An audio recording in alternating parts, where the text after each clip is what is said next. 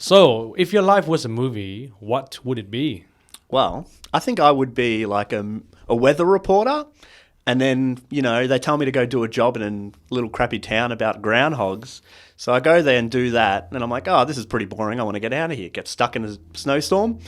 Then I wake up the next day and it's Groundhog Day again. Oh. And then I do the same stuff again. And then I wake up and it's Groundhog Day again. And then I do some of the same stuff and I wake up and it's Groundhog Day again. Something like that. So that's a summary of the movie that we'll be talking about today. Groundhog Day, starring Bill Murray, published in 1993. And I'm Darren. And I'm Tim. And this is Movie Beings. Beings?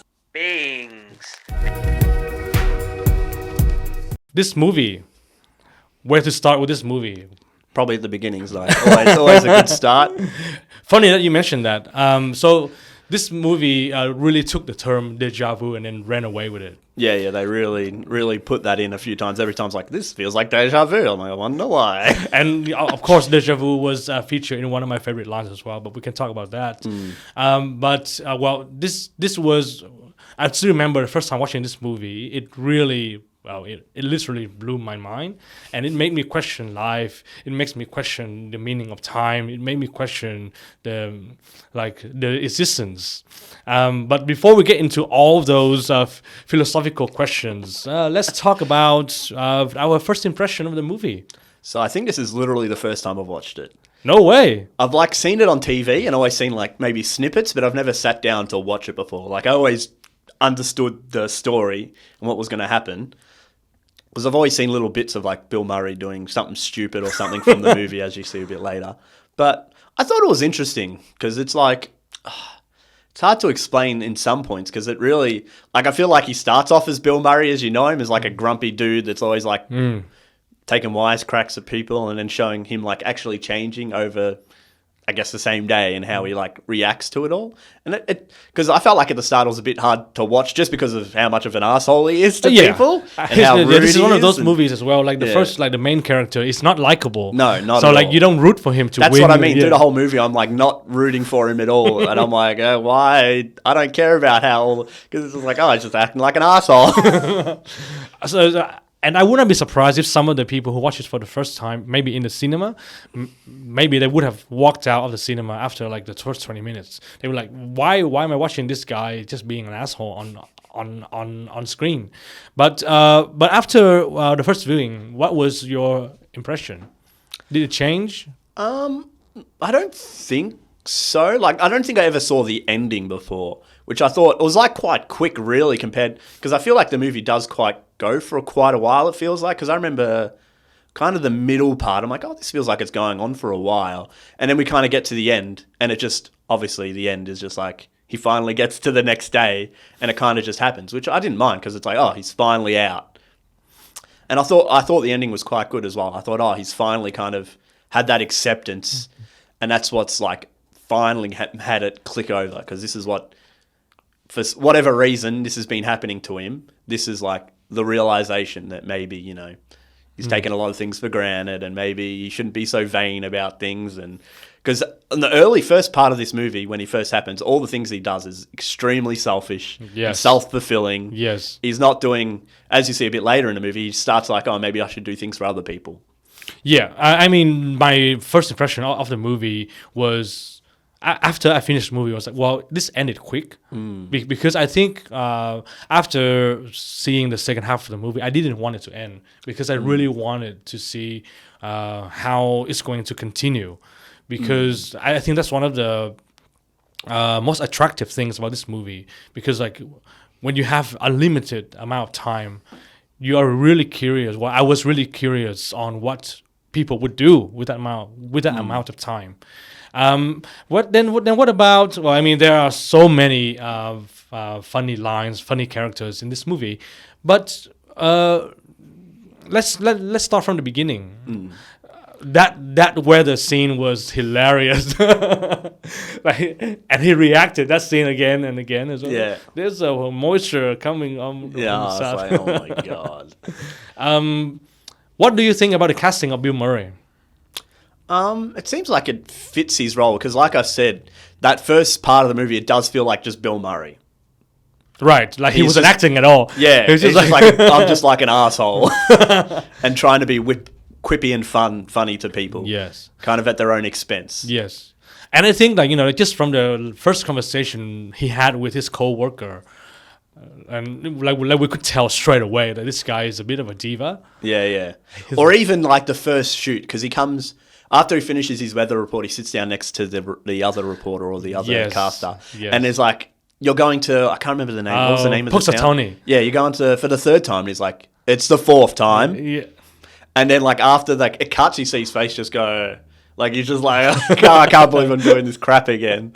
And as soon as he stepped away from the table, he turned around and he talked to that newscaster again. No, like is this the camera woman. guy? Oh, No, he talked to the woman newscaster. And he was like, "There's a big channel that thinks I'm a big oh, deal." right. Because he thinks he's moving. Okay, he's going to here we get go. another job, right? Yes. But that's that's a very good introduction to his character. Within the first 3 lines, you know that he's a very egocentric, very selfish person, and then that was the scene that we got introduced to the female character. Yeah, she was the producer, right? What does a producer do during a news broadcast? I was wondering the same thing. I was like, okay, Well, make sure he doesn't get into too much trouble, but apparently that didn't bode go too well. Yeah. But Andy McDowell was really charming in this movie. I think she's a perfect counterweight for Because I think that's meant to be like they're opposites, right? Because he's very self-serving and she's not like, she doesn't really care. Well, she's doing her job, but she's not like too fussed about promoting herself, and she's happy to like enjoy the town and stuff. She isn't too self-centered, like, oh, let's do the job and get out of here because it's terrible. Because I think there was like the dance, she's like, oh, the party, like, oh, come to the party. He's like, no, I want to get out of here. I don't want to stay here any longer than I have to. And it was part of the conversation that he had with one of his co-workers. He's like, are you going to stay in Punxsutawney? He was like, oh, what? Stay in there for more than one day? No way. Yeah. And then he got into a van with the producer and the cameraman, Larry. Yeah. The cameraman is just hilarious. I think he's got some of the most memorable lines there. So when he got to the town, and this is like the first scene that when they got to the town was they got to like a bed and breakfast place. Yeah, or they were going to where they were going to stay, I think. Yeah. And then he's like, I'm not staying here. And she's like, you're not staying here. I got you like a bed and breakfast somewhere nicer to stay. And he's like, oh, that's good. I'm glad that you're trying to keep me happy. And I'm like, oh, God, here we go. And then Larry says something like prima donna. Yeah, prima donna. That's his like line for him. I'm going to say that so much now. Prima donna. What does that mean? Prima donna, like a prime. It's just like you're the big person. Usually you're so up yourself that you feel like you deserve everything that comes your way, and you don't feel like you need to deserve to be with all like the other people, all the like peons or however you want to call other people. You're just better and you deserve better and you expect better.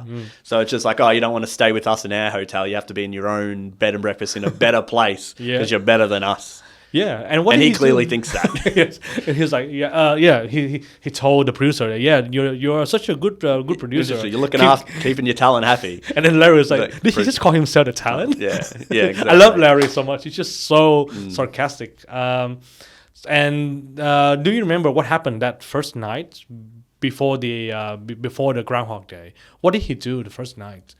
Did he go to the bar? I can't quite remember. Because I remember nothing too interesting happening that night. I'm trying to remember if he drank that night or that might have been the next night he drank, because obviously they got blizzarded and he couldn't go anywhere. Yeah. I think that after they went to the bed and breakfast, he pretty much just went to bed. And then we started the next day, like at 6 o'clock. The start of the end. Oh. Hey, just a side note. Like the waking up scenes with the 6 o'clock on the clock is super relatable. I can't tell you how many times I wanted to smash my alarm clocks. But let's talk about the first Groundhog Day. The original day. The original day. First Groundhog Day. So he woke up to the sound of the song, I've Got You, Babe. Hey, that song got stuck in my head after the second viewing. I'm sure it got stuck in his head after the bloody millionth times he heard it. Walk me through that first day. Do you remember what happened? So he gets up and he's already kind of like, ugh. And then he runs into the guy in the hallway and he's like, what's he say? I'm like, oh, you going to Groundhog Day? And I think he's like, yeah. And he like tells him a bit about it and he kind of moves on, goes downstairs, have breakfast. And I can't remember, he's like, oh, does he ask for like a cappuccino or an espresso or something? And then the lady's like, what's that? Or I don't know what that is. And it's just like, oh, I think a coffee will do all right. The first date, he was so sarcastic. The first conversation that he had with the guy at the top of the stairs, he was like, oh, are you off to see the groundhog? Yes. When do you think we're going to see spring? And he's like, I predict 21st of March. Oh, that's right. That's right. He is a weatherman. So as well. But I feel like he would have still said that even if he wasn't the weatherman. And the conversations that he has with the owner of the bed and breakfast, I think her name is Mrs. Lancaster, are some of my favorite dialogues. Like she's just so sweet, but then he was just a bit of an uptown prick. Yeah, like, exactly. Cappuccino, espresso, and she's like, well, you don't know how to spell these things. Yeah, and he's just like, And she's like, would you be staying, Mr. Carter? Like, it's a 100% chance that I will not be staying. so Bill Murray. Yeah, it's just like. So he was walking to the location of the groundhog. Yeah. He runs into his high school friend or person or acquaintance. Oh, Ned. Yeah, oh my God. I was like... I think the casting for that character couldn't be any better. I was like, oh my God. Have you been in a situation when you ran into someone that you know? You didn't remember, but they remember you? I don't think so. Because it's such a weird thing to be like, oh, hey, don't you remember me from like high school or whatever? The Neged, like, what did he call himself? He called himself like... Ned the Head? Ned the Head, and I'm like, oh my God. He was dragged. I couldn't believe how much he was carrying on. It's like, oh, what was he selling? Insurance. And he's like, do you have insurance? He's like, I've got insurance. He's like, oh, you could use some more insurance. Am I right? Oh, am I right? And I'm like, oh my God. That's so awkward. But he's such a positive energy. Like when the first time you see him, it's like, oh, this is so awkward. But you cannot not like him. Like I mean, technically I haven't been in that situation before, but I always try to avoid those kind of situations because I usually recognize those people and then avoid it. And then I just turn the other way and I just walked away. I will say, I think it's very rare for some, especially if they know you, and then try to sell you something. Yes. Which is like the extra layer of like awkwardness. It's like, hey, have you got this thing that you should, really try out? And you'll be like, why? I haven't talked to you in like 20 years and you want to sell me something? But yeah, it was so, I remember I was like, oh, this is so awkward. And I'm like, I couldn't wait. I thought Bill Murray was just going to like shoot him off right at the start and be like, get rid of him. But he's like... kept up with him for so long, and then it's like I was like, I've got to go do something. He's like, I'll walk with you, and I'm like, oh my God. I mean, it's well, to be fair, it's a very small town, It is. And they will end up walking to the same place most likely. Probably. Well, I mean, it's Groundhog Day. Everyone is going to go and see the groundhog. But I was surprised he didn't try to like get out of it quicker, because he kind of was like sitting there listening the whole time. I'm like, oh, I wonder why he hasn't tried to get out of this a bit quicker. But what I want to talk about is like just before he met up with Ned, he walked past the homeless guy. Yeah, and he like puts his hand in his pocket looking for change, but he just like he kind of puts it in and then it's like keeps walking. I think he was pretending, Tim. I think he was. Yeah. I don't, because we see later on that he does actually have money and like he probably could give him some. But I feel like, yeah, he is just like pretending for the homeless guys, like, oh, I don't have anything. Nah. I'm pretty sure I've done that a few times. Well, I was going to say even now, it's very rare to hold change, really. Yeah. I mean, well, I guess the homeless people need to get the ATM and the AirPods machine. Well, hey, I accept card as well. Yeah, accept card. Well, there you go. Quick little tip and I'm off my way. What do you think about Ned? What do you think about Ned Ryerson? I found him very annoying. I was like... He is an insurance salesman. Yeah, and I already didn't want the conversation to go on any longer. That's why I was like, why isn't Bill Murray trying to get out of this situation? This feels like one of the situations he would not want to put up with. But I felt like he put up with it very long. And then even at the end when he finally walks away and he steps in the puddle, and he's like, that first step's a doozy. And I was like, oh my God.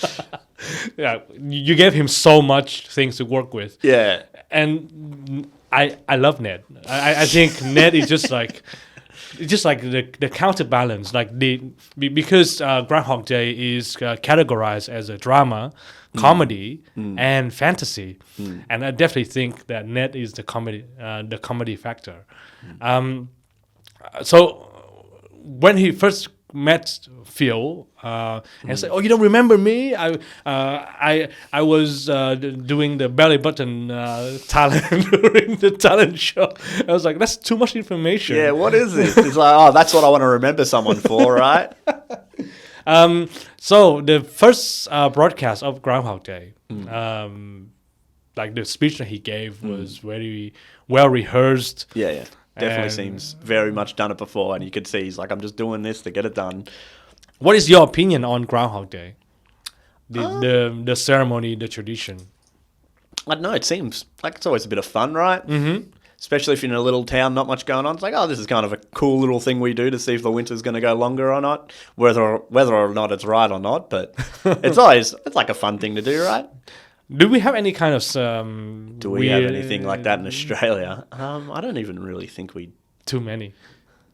Well, I think not anything to do with the weather, at least. Yeah. Well, I mean, it's impossible to predict the weather in Melbourne. Especially in Melbourne. Especially in Melbourne. It's either it's hot, it's raining. So there you go.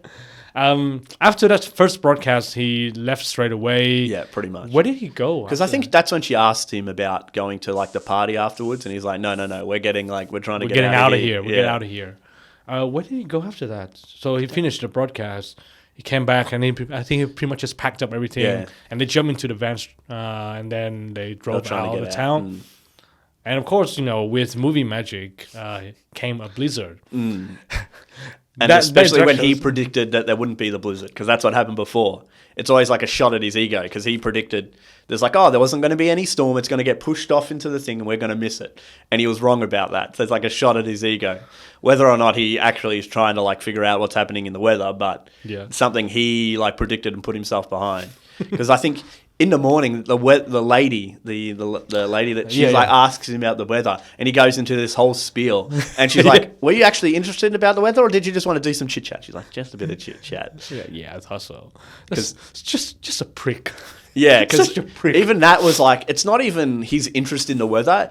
He was like redoing his weather he did earlier. The day before when he was doing the shoot? It was like nearly the same thing again, and I'm like, oh, this is like a huge asshole move to be like. Did you really want to know about the weather, or did you want to just chit-chat? When he knew the answer. I mean, this is one of the movies that I really root for the main character to get hurt. Well, later on, we do see that quite a lot. Yeah. But when he got to that roadblock, he had a quick conversation with the policeman. And the policeman was like, well, you either turn around and go back to the town, or you freeze to death. And it's like, I'm thinking. Yeah.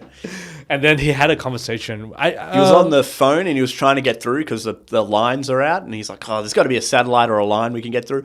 I'm in trouble and I'm a celebrity. And he's like, I'm a celebrity in an emergency. And he's like, you should get me through to talk to somebody. And it's just like, oh my God. Prima donnas. Yeah, there you go. And did you notice that during that scene when he was on the phone, he was hit on the head by a shovel? Yeah. Apparently that was not scripted. Oh, there you go. Someone probably didn't like Bill Murray that much and just like, I'm just going to slap him with this shovel. That first night when he came back.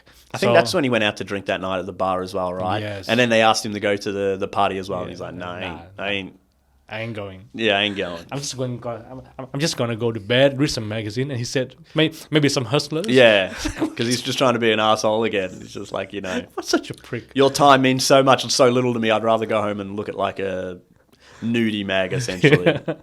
And then he wanted to take a shower, and then there was no hot water. Yeah. That scene was funny. I love when he gets out and he's like, there's no hot water. She's like, yeah, there's not going to be any hot water. Have you looked outside? I think the landlady was saying something like, well, there isn't any today. Yeah. And he was like, silly me. Yeah, after he's already...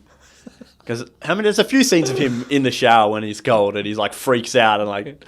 nearly breaks the whole shower. You didn't learn the first time. Yeah, I know. That's what I was thinking. I'm like, bloody hell. Do you think that would be the first thing you'd learn after bloody revisiting a day over and over again? Not to go in a cold shower. Yeah. So the next day, he woke up at 6 a.m. and he was like, oh, and then he heard the same song again. He heard the same broadcast again. It's like, oh, well done, boys, playing yesterday's track. The pre-recorded again, yeah. And then he went through and he saw. Now, well, this is one of the things that we have to give credit to the film crew, because obviously those scenes they had to film it again and again. They had to plan it out. So in a way, they were going through their own time loop. Yeah, so that's what I was really, when I was watching this, I'm like, oh, they did a very good job of, like, recapturing the day over and over again. Because it's like you never really pick up on it. Like that it's, obviously it's not the same day, but it's like they do a very good job of recreating it, which sells it a lot as well. Yeah.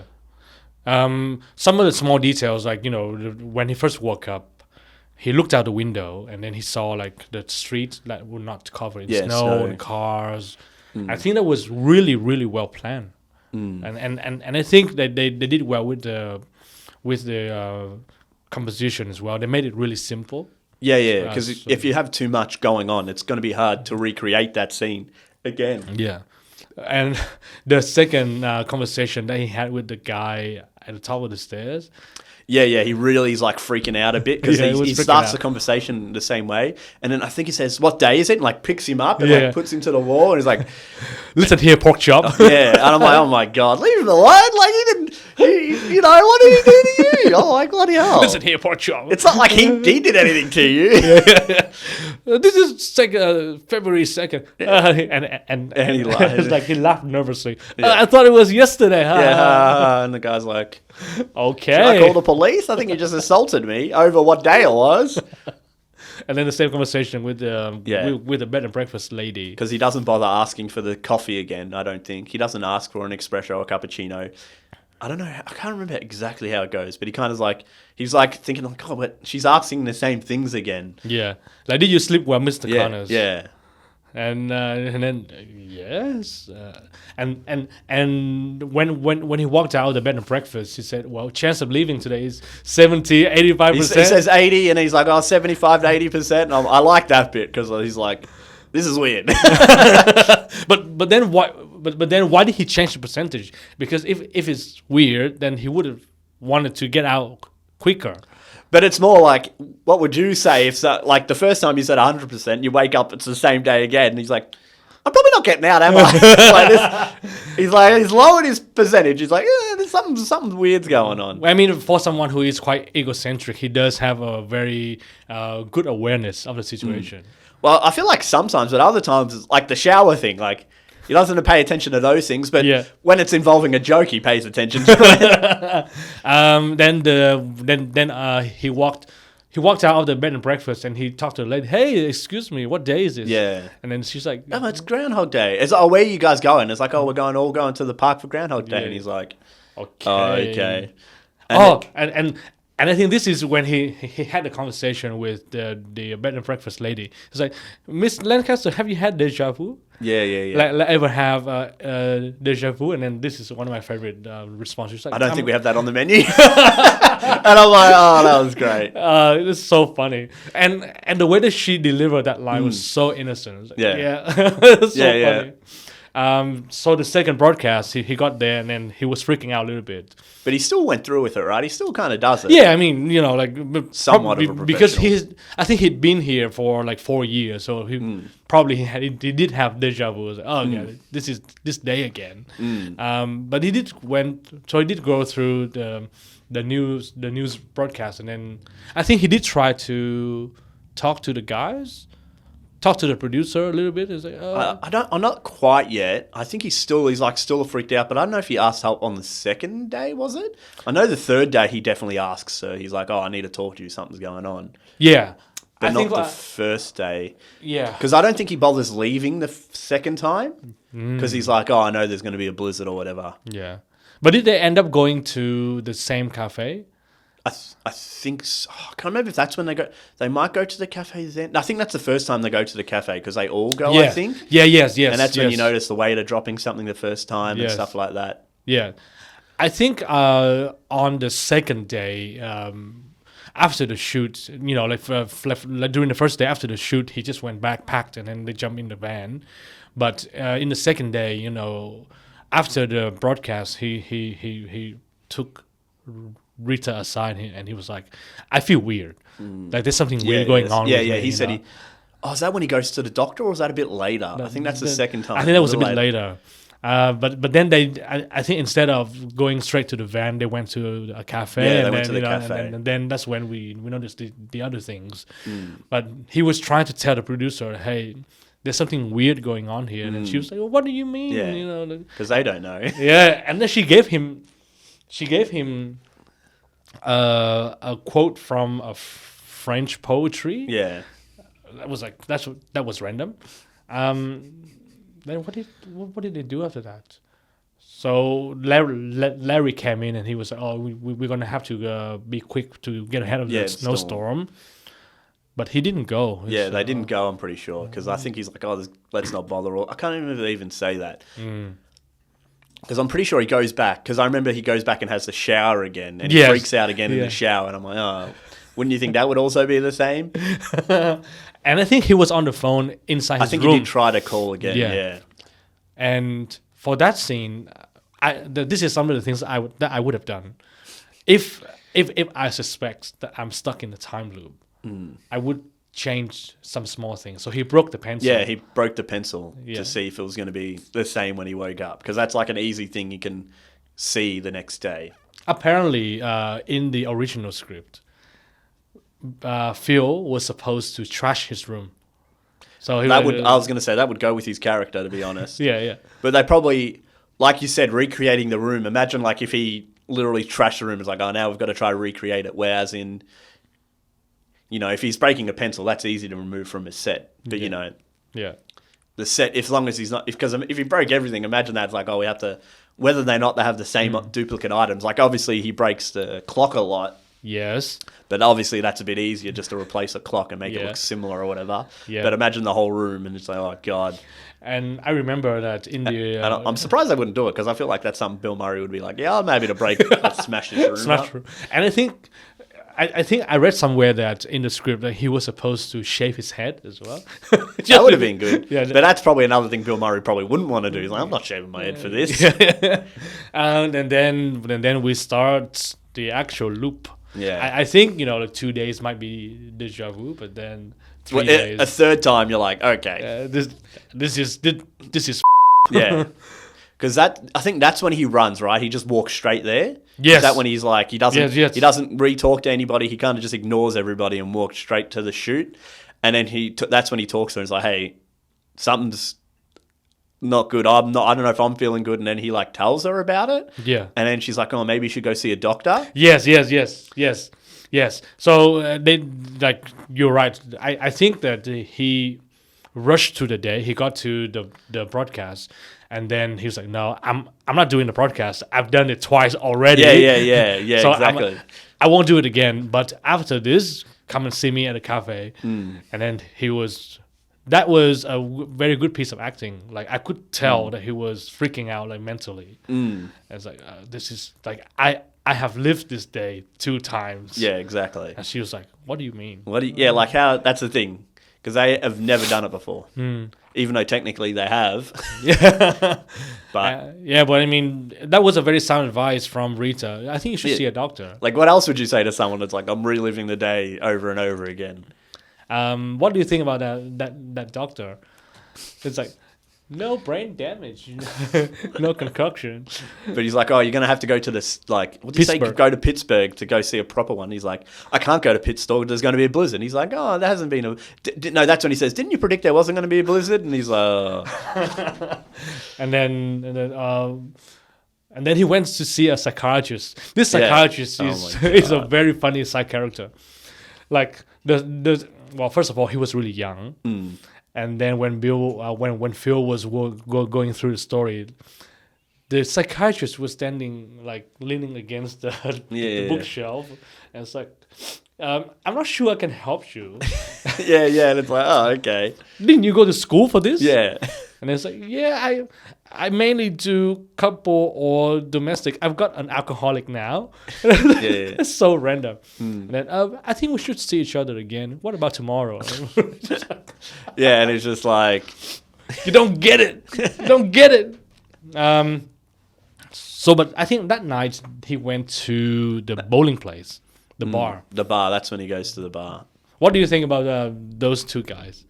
I forgot the names. The guys that he was He'd like drinks with. Yeah, I mean, I think that's fine. They're just like local people having a drink. Yeah. You know. Yeah, and he and during that scene he was saying like, I went out with this girl, we danced, we drunk, we made love all night. What can I have that day? Over and over and over again. Why do you have to stuck on this day? And then the other guy was like, usually people think of this glass of beer is half empty. And it's like, so random. And It's a classic drunk conversation. I mean, what do you talk about when you're drunk? Do you talk about life? Do you talk about... Well, I don't talk about how empty my bottle is. I want my bottles to be full at all times. All times, ready to go. And then during this scene, Phil brought up one of the philosophical questions that a lot of the audience can relate with.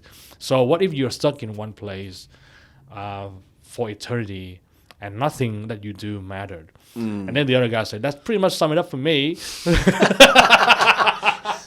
Which I thought that was great because it's like, because you can see it like that without like obviously the same day, but you're in a small town doing the same thing every day. It's like, yeah, you know, can be relatable. And after that, those guys went to the car. The first guy, he was so drunk like he couldn't even open the door.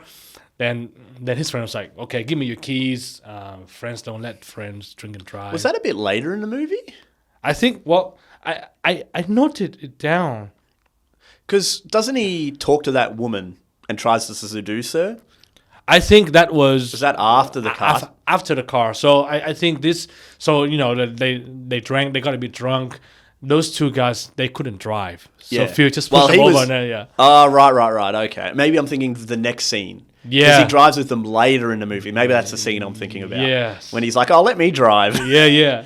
And then during the car drive, he had a conversation with them, and I think one of them said something along the line of like, "Oh, I mean, if you live over and over again, that you can do pretty much whatever you want. There are no consequences." And I think that's when it clicked in his head, like, I can do whatever I want. And he started hitting the mailbox. He started driving crazy, and then he attracted the police. Yeah. And then when he was driving, he was like, "Well, people always tell us like clean your room, don't mix beer and wine." And like, now I'm not living by their rules anymore. And then the other guy was just like, "What are you doing?" And I was like, "I've never driven on train tracks before." And then the other guy was like, "That's one rule I have to agree with." And of course he was playing chicken with the train. And he was like, "I bet he was world first." So, what? And then he got through that, and then he hit the Groundhog sign, and the police came out, and he was like, "I have 2 cheeseburgers." Yeah, he's like, "Don't worry, guys, let me talk." And he's like, "Let me 2 cheeseburgers, a large rice, flapjacks." He's like, "Oh, do you have any flapjacks?" And I'm like, "Oh, it might be too early for flapjacks." And then I think he was arrested that night. Like he got put in jail, and then the clock strikes at 6 o'clock, and he was like, "Yes." Because he goes downstairs and asks, he's like, "Oh, is anybody with like a poking stick and a police hat like asking for me?" And she's like, "No." Okay. And then he kissed her as well. What? Okay, so I'm surprised. This is one of the details that I think it's quite interesting. Out of all of those days, he remembers all of those details, but no one else does. So, what if some of them does remember? Well, in this movie, that no one else does, because I have seen other media that do like a similar thing. like they live through a day or experience the same thing, and then they eventually find someone else that experiences a similar thing, and they like try to figure it out. But obviously, this is like it's about his character and like him working through stuff. Because obviously after that, that's when he like chats up the woman and learns stuff about her. Ah, yes, Rita. Yeah. Not Rita. This is this other girl. I can't remember her name. Nancy, because he chats her up. He just asks things about her, and then because the next day he comes back and he's like, I went to your high school with you, and he's like, all the things she told her the day before, and spews that back at her. And she's like, he must, and he's like, do you want to meet up later? And then he like uses all this information to sleep with her. Yeah. And then he calls her, he calls her someone else. Doesn't she call her Rita or something? Yeah. And she's like, who's Rita? And he's like, I love you. Would you marry me? Would you marry me? And then instantly calls her Rita again. And I'm like, oh my God. That scene was quite dark. And I think that scene could have turned off a lot of people. Because it's like, he's literally just manipulated the situation. Yeah, because he can. And it's just like, he does, because that's like the first half after the like Groundhog Day. He's doing all these things for his own benefit. Didn't he punch Ned that day as well? I don't know if it was that day. There's one day he does just punch him. Yeah. I think he punched Ned. And then obviously he didn't go to the shoot. And he went to the cafe after the shoot and he ordered everything. I remember he ordered everything, and he's like, I don't care. I can eat whatever I want. It's not going to matter. And Rita was like, don't you care about your cholesterol, your love handles? And no. And then, he chatted up Nancy. I was like, where did you go to high school? Who was your 12th grade English teacher? Yeah. And then, that was dark. And I read something on the internet as well. So the screenwriter wrote this whole movie in a much, much darker tone. Okay. So this movie was a lot toned down. So during this segment, when he realized that he has this kind of power, and in the original script, the Phil character really, really took it really far. So like not just like manipulated one girl, but he did a lot of crazy stuff. Because that's what I was thinking. I'm like, maybe a lot of people would go crazy with the thing. It's like, I can literally do whatever I want, and I'm going to wake up the next day and nothing's happened. Yeah. Because that's what I was like. Well, he does do some crazy shit. Yeah. Like the whole car scene and stuff. Yeah. And then because the car scene. When he's driving in a car, and then there's the one he like drives off the ledge. Yeah. And then it explodes up. That's a bit later down. But like there's a lot of shit because I can't remember what point. And he's like, I'll die. He's like, I think this is a bit later in the movie. Because this is later. Because at this point, he focuses his point on Rita as well. And he's like, I'll learn about her to try to sleep with her. But it never really works. Yeah. And he gets sick of it. Yeah. Because at the point, he's learning about her and trying to use this to sleep with her. And he gets close maybe once. And she kind of like figures it out. It's like, you're just doing all this to try to sleep with me. He's like, no. And then she like buggers off. And then you can see he tries again. But it never really kind of works out because you can see he's kind of lost side of it. He's like, I've got to keep doing this, and he's trying to recreate it because there's the scene where he's throwing the snowballs at the kids. The first time he's kind of genuine, and that second time he's like, I want kids. I'd like to throw snowballs at my kids. Hey, do you kids want to be adopted? He's like really like hamming up the whole thing where it feels so unnatural. Yes. That was a very good acting piece as well because the first time, well, technically not the first time, I'm not sure how many times he tried. Yeah, we don't know what set this is, but it does feel a bit more genuine that first time it all happens because that's when they kiss. Yeah. And he's trying to recreate that to get the kiss again. And you can see when they're on the ground, he's trying to like butt his head into her, and she's just like, what are you doing? That montage, technically, was one of my favorite and least favorite at the same time because up to this point, like, I'm not rooting for him to do anything. You're still not rooting for him because he's still using this, whatever's happening to him for his own benefit. You know, sleeping with women, trying to sleep with women is like super vain. Eating whatever he wants, getting absolutely like plastered. You know, they're all. Didn't he steal money from the armor truck as well? Did he? Oh, I forgot that. Like he was counting. Like one lady came up and asked for change, and two old security guards was like, they dropped the change, and he walked past and he grabbed just one bag with the money. And then he came back that night dressed up as Clint Eastwood. I remember that, that's right. And he's going out. I don't know who the girl is this time. I'm pretty sure she was an escort. An escort? Yeah. That's what I was thinking. Because I'm like, I don't think he's talked to her before. And then I'm like, oh, he probably paid her to dress up and stuff. Hey, I told you, call me Bronco. Yeah, and I'm like, oh my God. But I think after that day, he started to target Rita. Yeah. And I think during that time, I didn't realize it at first, but during the second viewing, I was like, I didn't want him to succeed. Yeah, because you know what he wants out of the situation. He's not being genuine with his kind of like questions and trying to know her. Because we see earlier on when he asks her a question and then I can't remember if it was like something she likes or something or a drink. Yeah. And he'd like mutter it to himself. Yeah. Vermouth, sweet vermouth. Yeah, and he'd like mutter it to himself. Yeah. And she picks up on it a few times. Like, why are you saying that? I was like, oh, no reason. Yeah. Just because he knows the next day he's going to remember that to try use that to sleep with her. Yeah. And it's just like very brutal because obviously when we see it with Nancy, it doesn't go to that extent, which is a bit fair on her because it's just like he still manipulates her to sleep with him because he figures out things about her and just like, I'll use that. Yeah. But it's a longer term with Rita because Rita's really already doesn't like him. So it's already like that barrier of like, why is he being so sincere and different to me when she already knows what he's really like? Yeah. So that's why it's weird for her when he's doing all these things like, oh, I want a family. Oh, I don't really want to move forward in my career, even though we know he really does. That's all he cares about. And he's bragged about getting a better job in this other place. Yeah. So it's all like, it all comes across very insincere. That's a very good point. I think like during that montage, he struck out with her so many times, and then he tried again and again. Well, that's what I mean. Like I was saying when they're throwing snowballs, you can see he's like sick of it. That's why I like that scene. He's like, because he's like, oh, I love kids. I want to have kids. I want to adopt kids. And they're like, throw snowballs at me.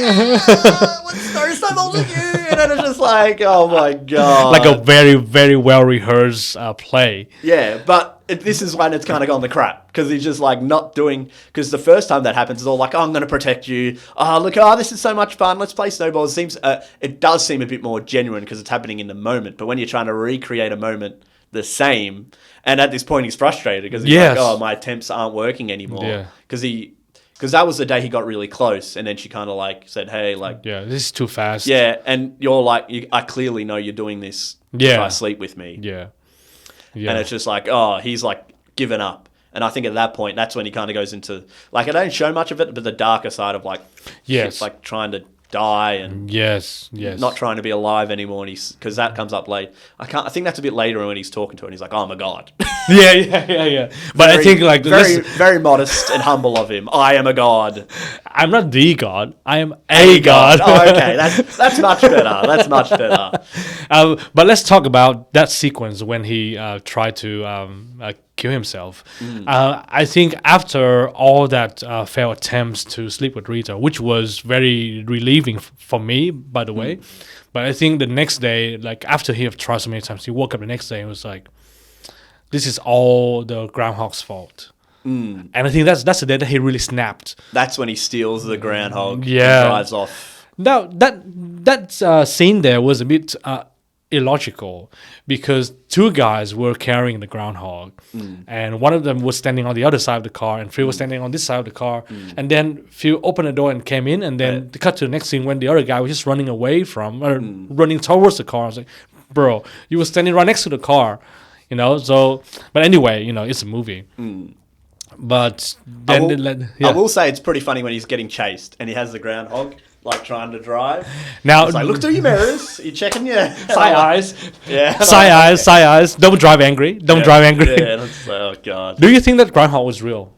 I think so. Because obviously, when they do that shot, it's just in a still car, and they're just standing in there, and it's got like all the green screen or screens around them, and then it's just him with the Groundhog there pretending.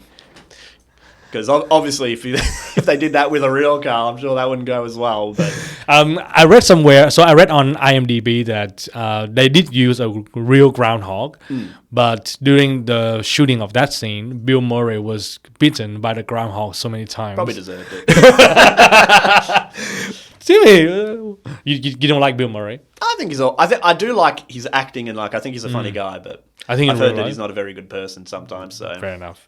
But That's why when I said at the start of the movie is like seems like Bill Murray just himself.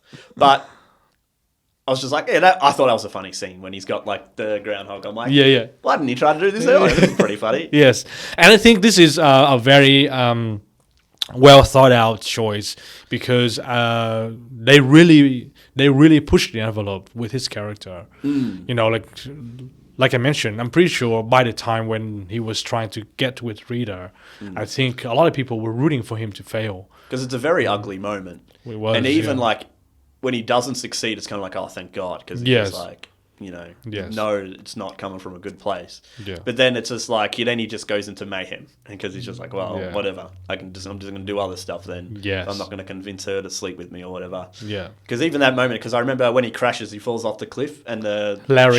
she and he's like, I'm sure he's all right. And like, oof. And he's like, oh, no. Oh, probably not. Yeah, probably not. I love Larry, man. And I'm like, oh, all right. But how can you guys be so calm when there's an exploding car right underneath someone inside? Like we said, Darren, he's not a very likable person. That's a shame. And then he woke up again. Yeah, then he wakes up again. Time to do it all again. So, and then I think the next day he just went downstairs in his pajamas. Yeah. Grabbed a toaster, went upstairs. Yeah, because you see that again. Because he's just like, I'm like, would you like some toast? And he's like, doesn't matter. Yeah. And I'm just like, because that's like the brutal thing as well. It's like he doesn't know how to get out of it. Yeah. Because that's what I was trying to think. I'm like, will they hint at it at any point in the movie? Like, what's kind of actually happening? Like, why is it happening to him? Because he doesn't. Even when he starts to get better, it doesn't really. It doesn't seem like he's doing it because he thinks this is like the way out. I think he generally thinks it's like, this feels to be better.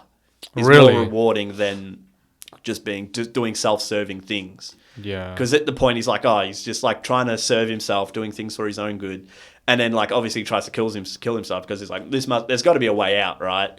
And then that doesn't really work, and then eventually he's just like, well, I've tried all the terrible things. Maybe I should just try to be a good person now, or try to do things better. Yeah, but I think the really turning point for him was like, let's talk about that cafe scene when he told Rita that I'm a god. Yeah, I'm a god. I was like, oh my god. And Rita was like, well, I've got 12 years of Catholic school. Yeah, because I do like that scene as well when he's trying to prove it to her, and he's like talking to everybody at the cafe. He's like, I know who this person is and I know what they're doing. I know this person, I know what they're doing. And she's like, in 5 seconds the waiter's going to drop something. 4, 3, 2, 1, and then he drops it. And he's like, what do you mean? Like, what's happening? Yeah. I mean, I keep forgetting that all the other characters around Phil is going through that day for the first time. Yeah, that's what I mean. It's all the first time for them. Yeah. So that's why it's like, it's hard to even like, because she believes him because obviously, like, who could do that on the top of their head? Like, that's a huge setup if you're trying to fool someone. Imagine trying to talk to all these people before. Yeah. So it's like, she, like, does believe it because it's like, like, this is strange. Because he's like, what do you know about me? And he, like, spouts off things about her as well. So it's like, like, because I think she asked, like, what would you do with it? Yeah. And she's like, like, I would, all these things I would like to try and stuff. Yeah. And I think that's what changes him, like you said. It's just like, maybe I should do things that will better myself rather than, more selfish reasons that, aren't going to really improve me or get any better. Yeah. I think that's a very powerful message. I think after that initial chat with Rita, during this scene, he did say something that's really thought-provoking. So he did say, what if this is what God does? What if he's not powerful and almighty? He just has a lot of time. He just does the same thing over and over and over again until he knows everything. And that line there really, really struck me. I was like, oh, holy crap. Like, what would I do with eternity? But what was the first good deed that he... That's what I was trying to remember. I can't remember if it was when he gave money to the homeless guy. I don't know if that was the first thing or not. Perhaps. Because I do remember he gets the wad of cash out and he's like, and just gives him the whole thing. Yeah. I don't know if that was the first thing. But I think so.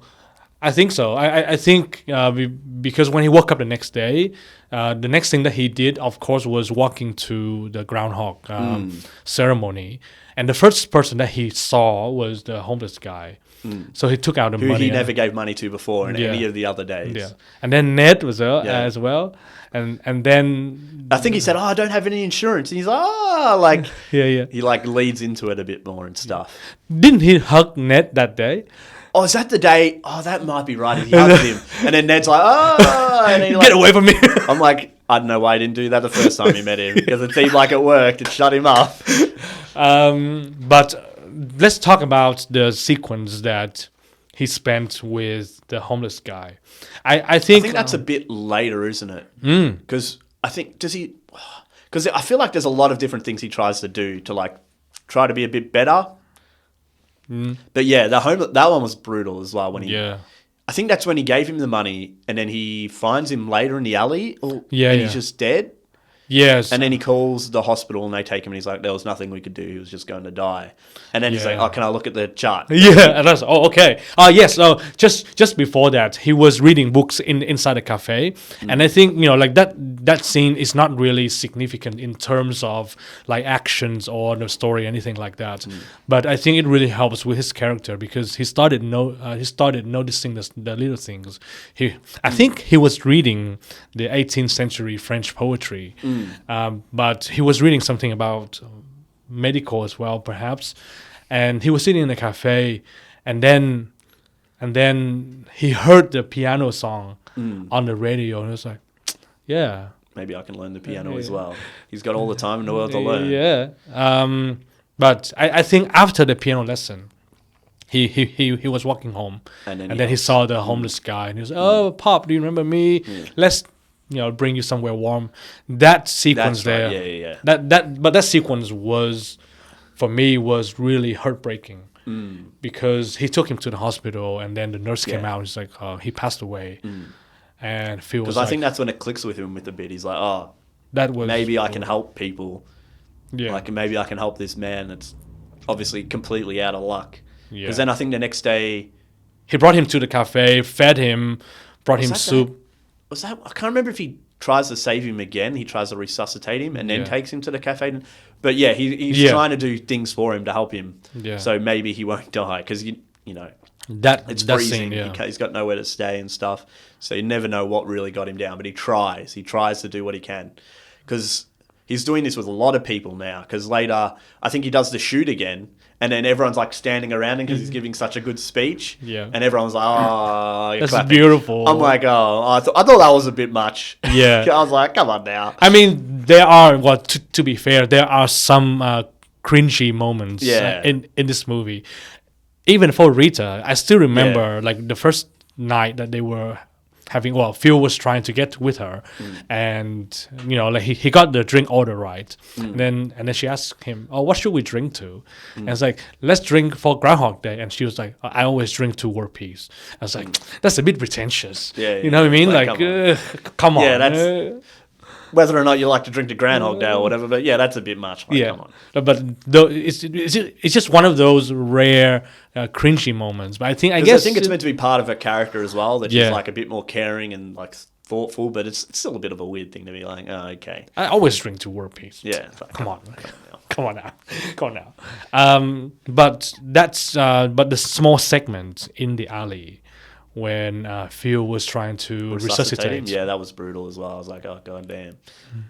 What was your thought after that? Because this movie was set as a comedy, and for me, that was the lowest moment of the movie. That was the lowest point. That was one, because it was... but I think it's very important for him because at this point, everything else he's done hasn't been to serve anyone else. It's been to serve him. And then it's like, oh, finally trying to help somebody. And he's actually trying hard. Like he's trying for a couple of days to try to save the man, And it's like, oh, he's actually doing something that's not benefiting him at all. There's no bonus to him helping this old man. Yeah. So it's like, oh, it's a big step forward for him. And it's also like how far he's willing to go. He's like in the alleyway, like really trying to get him to come back. And it's like, it's like he actually cares. And it's like, oh, this is something different we're seeing from him. He actually cares about this man rather than saving him won't help him at all. Yeah, and I think that became a really, really strong motivation for him for the rest of the movie, because after that alleyway scene, we never saw that homeless man again.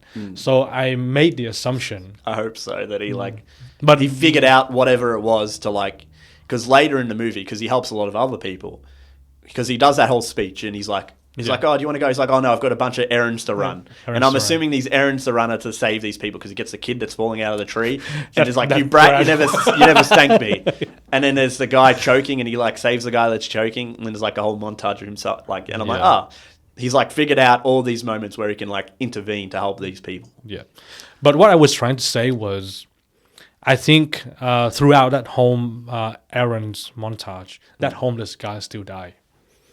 Because because it does seem that at points that he's probably not going to make it, whether or not he figures out how to or not. Yeah. But that's another thing.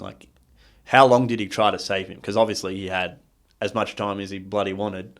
What was the point he gave up? But that's the point. He did try. Yeah, and up until this point, I still think that it's a very, very powerful motivation, because I think during that alley scene, it made him realize that even with eternity, he cannot do whatever he wants to do. Yeah. So I think it really humbles him. It's up to this point, I can do whatever I want. I can learn the piano. That piano scene was funny as well. The piano teacher was like, I have a teacher. I have a student here. It's I'll give you $1,000. That poor girl. All right, come in. And then the girl's like, what? And then she pushed the girl out. Yeah. $1,000 is $1,000. I think the movie did really well to recover from the lowest point, because as soon as right after that scene, they gave us a bunch of comedy. They gave us a bunch of funny moments and the guy that Phil was saving from the diner with the choking hazard, it's actually Bill Murray's brother. Oh, well, there you go. Yeah. He's a lot older than Bill Murray. Then later that night, I think that was the last night, wasn't it? That was a night. Well, of course, after when the he's montage, running the errands, it might have been, because that's when he finally goes to the party, or from what we see anyway. Because then he's playing the piano, and obviously, he's got the hang of it now. Because then they go into that, and then they have the auction for who wants the bachelor auction. The bachelor auction. I was like, oh, this is a bit weird. Yeah. Well, before they went to the party, Larry was trying to chat up Nancy. Oh, that's right. Oh, that's when I was like, oh, this is a bit weird. Because she's like, what'd she say? He's like, oh, I'm going to go to the party now, trying to get away from him. He's like, I'll come with you. And I'm like, oh, God, he doesn't get a hint, does he? Let me leave a tip first. Yeah. And then he took the tip back. I'm like, oh, my God, bro. And then I think they got to the party. The guys were playing music very well, and then he was trying to put his arm around her, and she's just But I think after Phil stepped off the stage, he met up with Rita again, and they danced, and then a bunch of people came over to thank him. Yeah, because there was the guy he saved from choking. He's like, and then his wife kisses him because she's like, oh, I didn't thank you for saving him before. Yeah, and there was a young couple as well. Yeah, so there was the couple, that's right. He's in the cafe scene earlier when he's pointing out things. He's like, oh, these two are getting married, but she's having second thoughts. And he's like, what? So obviously he even tried to help their relationship in whatever capacity he could, because they were very happy at that point at the thing as well. Did you remember what the wedding presents? No. What was it? The WrestleMania ticket. Oh, that's right. I remember, and I'm like, well, I don't know, WrestleMania. I'm like, oh. That was so funny. Because when he got it from. What do you mean? Well, who's selling WrestleMania tickets in a small town? Hey, he has the connections. I know this is the 90s. That's a good point. That's a good point. It's not like you can Google up and meet somebody. And there was no long line phones. Yeah, I wonder how... There were phones, but I wonder how long it took him, how many days it's That's interesting. That's interesting. But obviously it doesn't really matter that much, because that's what I remember. I'm like, wrestling? Where would he get dancing tickets. That's what I was thinking about. That was a very good point. And there was a small action as well. You know, like that couple, they were really happy. They jump up and down. And then the bride kissed Phil. And then the groom kissed Rita. Yeah. And then the bride looked at Rita and was like, and they just dragged her husband dragged away. away. Like, oh, she's really pretty. You need to get out of here right now. Didn't help enough. And then we came to the bachelor auction. And they all... Who So wanted Nancy him up there? bid. So Nancy bid, and No, but who got him up there? Someone was like, "Oh, let's get The him up there waitress. first." Yeah, Doris. Doris, the waiter was just, "Oh, get him up there first." We got Phil, everyone- come up there. Yeah. And then she was really trying to bid for him. Well, it seems like a lot of them were. Yeah, there were two old ladies who tried to bid for him as well. But of course, Rita won. I'm surprised that she won with all the money that she has in her. Yeah, what was it, like 366 and 80 cents or something? and change. Yeah.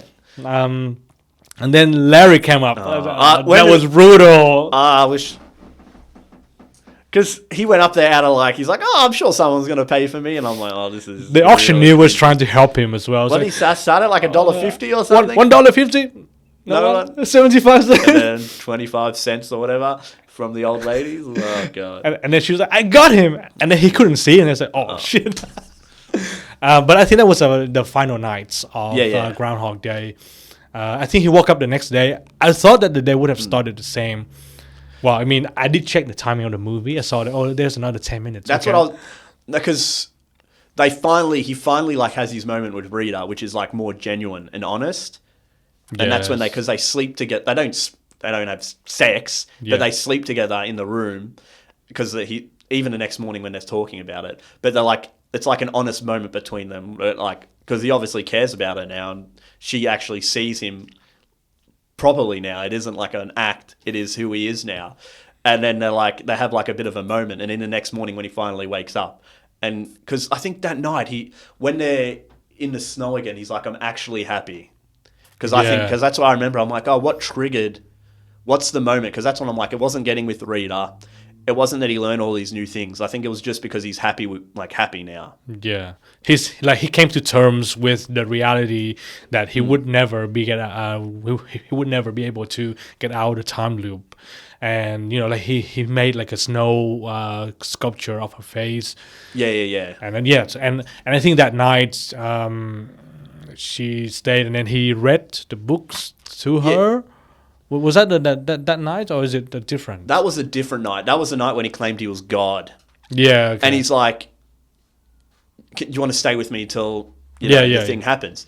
And then she's like, "It's midnight." It's like, "Isn't it?" It's like, "No, it doesn't happen until 6 o'clock." And then And then they get to like 3, and then she actually goes to sleep. And then obviously the day starts again. Yeah. So that means that for the final night, the last moment that they spent before the 6 a.m. was the snow sculpture thing? Yeah, he made the sculpture, and then they went back to his place and just slept for the night. Yeah. Because then they wake up in the morning, and then he like kisses her and like is really happy. And he's like, "Where was this all last night?" He's like, "I was tired." I was really tired. Because that's that was the one thing I wondered. I'm like, how did the sleep work? Because like he's waking up again from the same day. So is it just that sleep he got from that previous night? Mm-hmm. And he's using that energy? Because that's when he woke up and said, "Oh, well, I was tired." I'm like, "Oh," because he had like how many ever days he lived Groundhog Day. Yeah. Also, I'm sure it was just more mentally exhausting. Yes. But because that's like we said before at the start, that it was like a quick ending. Yeah. But I think it was good. Like I think him being like he's happy with himself now, and that he's with Rita without being like trying to manipulate her or anything. They're being like him being who he is now. And then like moving, because I think it's just them walking. I think it's just them walking out of the hotel at the end. Yeah. Because he looks and there's snow and he's like, "Oh, it's the next day. It's tomorrow. It's tomorrow." Yeah. And then it's just like, it's a good final moment, because I think that he like kisses her on the stage, like, "Let's move here," which is the straight is like, even though he's done all this Groundhog Day, he's like, "Let's move here, let's live here." And I'm like, "You're insane, mate." I know you've like come to terms with yourself, but I'm like, you've been here a long time. I know you know every person in the town inside and out. I'm like, he's a doctor. He's a doctor. He plays the piano. He knows people here. I'm like, you can go for a week, go somewhere and come back. He's like, "We rent to start." Yeah, that was the joke. And I was like, I thought like that was a good ending, because there's not too much, because like when I was thinking about it initially when it finished, I'm like, oh, because it is about his struggle through Groundhog Day, right? From the person he was to like who he finally became in the end. And like, he is like he says, he's happy now. And that's kind of the end for it. Like you don't need to see him go off and have kids and like whether or not he gets the promotion or not. Like that doesn't all matter to him now. It's like, he's happy with himself and who he's become. Yeah. And also cheated, and now he's got all these skills now that he's it only took him like 6 years, 7 years to master the piano and to do the eye sculpture thing as well. Yeah. I still think that the ending of the movie was quite sudden.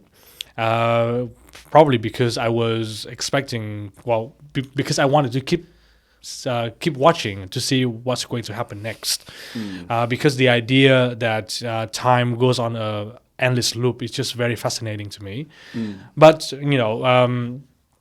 I think the ending could have been a bit longer, but I think they couldn't do anything else to the movie. They couldn't really add anything else. Because that's what I felt like. It was like the ending it's like a satisfying ending and like giving it like a finish. Like I don't know if there was much more you need to learn after that, right? Yeah, I think that was a very good decision from the filmmakers, because by having a short ending, it leaves it open to the viewers to interpret what would have happened next. But that is a good segue to the first big question: how did he get out of the time loop?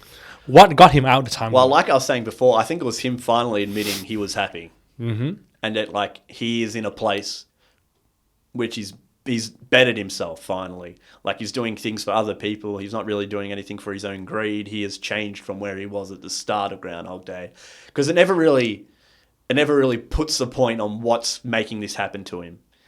Like we figure out through the movie that it's like, oh, it is for him to better himself, but like whether or not I don't think he figured that out. Like you said at the end, like he's like, oh, he's just happy where he is now. Whether or not it kept going, who knows how he would have gone, but that's what it was for him, that he needed to better himself, and that all of these selfish actions didn't really do much for him. And at the end, it's better to try to be nice and polite and help people out, because that's a bit more gratifying than doing like satisfying yourself essentially. And then eventually getting Rita at the end as well, because that's like another thing he was trying to get selfishly, but came to him for him not being selfish. Fair enough. So that's why I was like, because that's why like it does seem quick, just because it is like, oh, him being happy is the end, or that's like maybe the click for the Groundhog Day to finally be over. Yeah, because it kind of reminds me of the Christmas Story, if you know about like Scrooge. It's kind of like that similar thing. He's like trying to learn the lesson to become a better man. It's like a similar story of like him repeating Groundhog Day. Yeah. He finally figures out maybe being a better person is something I want to achieve, rather than just doing whatever the hell I want. There were a lot of different ideas on how he got out of the time loop. Well, the first thing is like the power of true love. Like he got Rita, and then Rita got him out. I don't think it was true love. Yeah, but I mean, it's just one of the many interpretations. Like he said, like the change of character. Also, like there was. I'm pretty sure there was... I think you need to hit so many eye sculptures, and then the Groundhog's like, you've made enough eye sculptures, you're out. You're out. You've done it. Or, like, someone needs to get him out of the loop. That's why the auction scene came about. Someone bought him. Someone needed to buy him? And buy him out of the loop or whatever.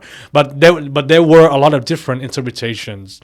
And I think the very popular idea is, like, the moment that he completely transformed into a different person, that was the moment that he got out of the time loop.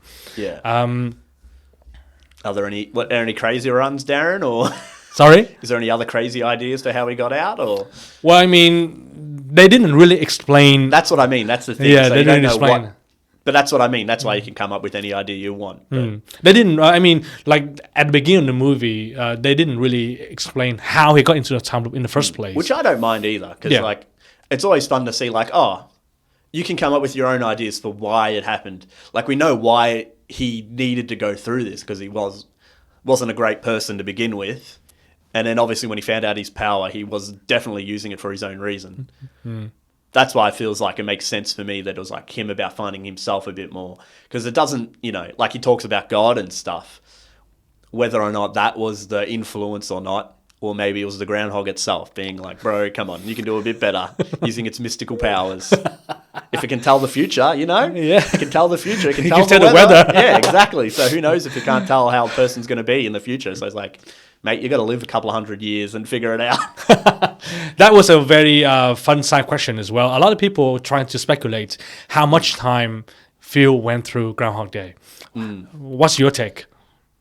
It's got to be a few years or more than that, right? Yeah. It seemed like it, because I definitely think he would have done a lot of selfish stuff first. Yeah. Because I definitely think he would have dealt with that a couple of years, maybe doing that. But who knows? Because who knows when he would have got... Because I think it's when he was starting to like kill himself a bit. That was probably the end point where he's like, oh, I've got to figure what I'm doing better. But even like you said, how long did it take for him to learn the piano or the ice sculptures and stuff? And then also to figure out all the bad things that were happening in town. Like, how did he find out about the kid? How did he find out about the guy choking? Like, all these other little things. Like, how long did that all take? Yeah. In the synopsis, the director said that the Phil character went through a 10 years period.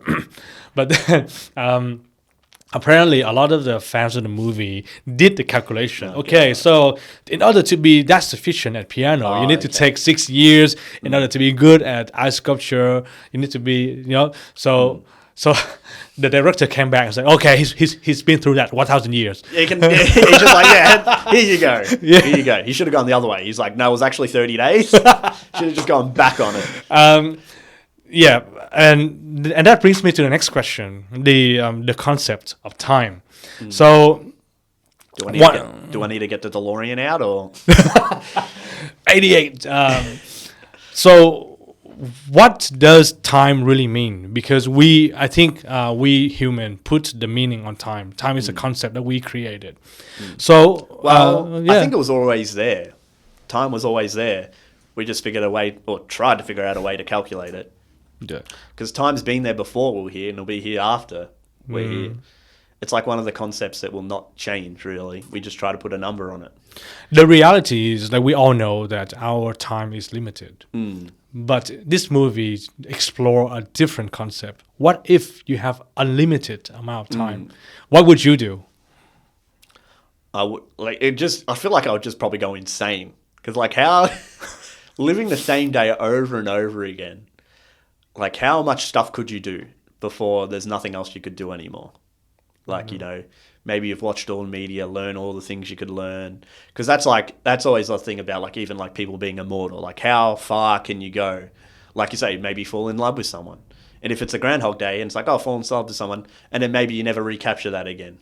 Because the whole thing about like even just saying you're immortal and you can live forever, a human, lifespan, 80 years, say you fall in love with someone, they die, and then you keep going. It's hard when they have an end and you don't have an end. Like, that's another hard concept to be like, oh, how do you move on after loss? So much loss. That's a very so it's like, powerful thought. Because in this movie, the concept that they were trying to explore is like time is not linear. It's like a cycle. So that's why Phil has to go through the same day over and over again. And I agree. I would have gone insane as well. Because it's like, even trying to like figure it out. Like, why am I stuck in this Groundhog Day? Yeah. Like, that could take forever. Like, you could never find out. Yeah. And this concept has been copied because this concept is fascinating. It is a very interesting, like thing to figure out and try to like what would happen, what could happen. Like, what happens if he never got out? Exactly. And I think that's one of the reasons why I wanted to see. I want to keep watching the movie, and I hope that the movie kept going after that that party night, because the way that they set up the movie is like there has to be a destination, but in Phil's head, he came to term. Yeah, there's no destination. There's no redemption for me. This is my life now. And I really want to explore that option. Like, what if Rita is not the final destination? What if like he did everything right? He fell in love. He became a completely different person. and then the next day it still kept going. And I really wanted the movie to kind of explore that option. But then again, it wouldn't be a romantic comedy anymore. I was going to say, I'm like, people prefer a happy ending compared to like a bad ending, because it's always hard to deal with. Like, what would that even look like if you could just kept going and it just never ended? Yeah. Well, let's put his situation in our situation. Let's say you have a limited amount of time. I'm pretty sure you wouldn't go insane in the first few days. Like I think you need time to adjust. Well, that's what I mean. Like after like probably like 100 plus years, you'd probably be like living the same day over and over would be brutal. Like in our current time, it mightn't be as terrible, but would still be just our situation. We're in Australia.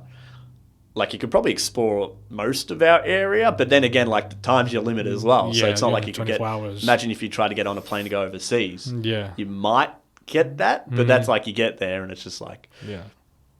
But we do also have the internet, which is like a huge resource. So you could see so many things and learn so many things. But that's what I mean. It's just like how long before it gets to the point where it's just like, I think your brain, I don't know how long your brain would last. Like that's even the thing. Like, how long could you mentally take it? Yeah. Because that's a good point as well. Big break, like your mental capacity. that is a concept that they didn't really explore because I think like human flesh. It's a bit more brutal because if it is just like the same day over and over, his body wouldn't be any different from that day he went to sleep and woke up. But like, how would that affect his mind? Because obviously he remembers, so something's going on in his head that's allowing him to remember and remember all the things. Because it isn't like he's waking up and starting fresh and it's the same day. He's remembering it all. So it's like, how would that affect his brain and how would that go? Like, if it doesn't, it would still just drive him mad because you're just like, there's so much things to take in. Because I think at a point you'd just be lying in bed and just be like, what do I do now? Like, what can I do? Yeah. Especially like you said, if from that point in the movie where it ended, he woke up again and it started again, would that be another breaking point for him to be like, whether or not he's happy doing that for how long? How long can he do that before it's like, I can't keep doing this every day? Like, fair enough. Very brutal. And this brought me to the last big question. And I think this is one of the things that this movie trying to discuss as well. Does our existence matter in the grand scheme of things? Because if time is infinite and our lives eventually will end up in ashes, do our lives really matter? Do our actions really matter in the grand scheme of things? I think it's a personal thing. Because there was probably when I was younger, I was like, doesn't mean shit. Everyone's born the same way, everyone dies, you know? There's no real... What's different from us from any other animal that's alive, right? They live, they die. Our consciousness is the only difference between other creatures. Like, how we can't understand other creatures to see if they've got consciousness, maybe a bit later down the line in the future. But I think it is a personal belief, whether that's like religion or even just trying to find like a better use in the world. Because I just feel like what I figured... I can't remember when I figured this out, but just like trying to be a good person, whether or not you can do it or not, just to make other people's lives better. Because everyone knows, everyone's had struggles, everyone's had issues. Like, it's so hard to like then also maybe be like Bill Murray and be an asshole, which I can be sometimes and I try not to be, but that's like the thing. Like, try not to make other people's lives as bad or worse. Try to be there to listen, to be a nice person if you can help them out and if you can. Like those little things. I feel like that, not the meaning of life itself, but just something that like gives you a bit of meaning. Yeah. Like, I don't think you need, like, that's the thing. It's like such a broad question but I think it's got to be like a personal thing. It's like my answer is not going to be your answer. And that's what I mean. Like, people can find a lot of belief in religion. And I'm not a huge fan of religion because I've seen what it's done to a lot of people. But I understand. Like, it gives you a lot of answers where it's just like, we don't have a lot of answers, which I think that's all right. Like, I think life would be boring if we knew how everything went, right? We'd just be walking around waiting for the thing to happen. But in our own life, we have to live to figure out what that is. And that's what I think personally, anyway. I mean, that's beautiful. And my personal answer to that question is I do think that our actions do matter, but it's just in very small moments, probably just for our own lives.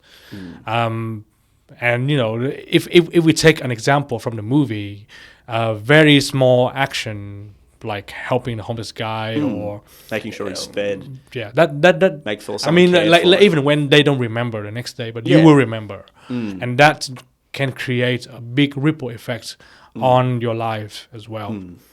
Anything you want to add for the conversation, Tim? I feel like that's a pretty good ending point there. Yeah, sounds good. I mean, if you enjoyed this conversation, leave a comment, give us a 5-star review. And if you want us to discuss certain movies, leave it in the comments as well. And I'm Darren. And I'm Tim. And this has been Movie Beings.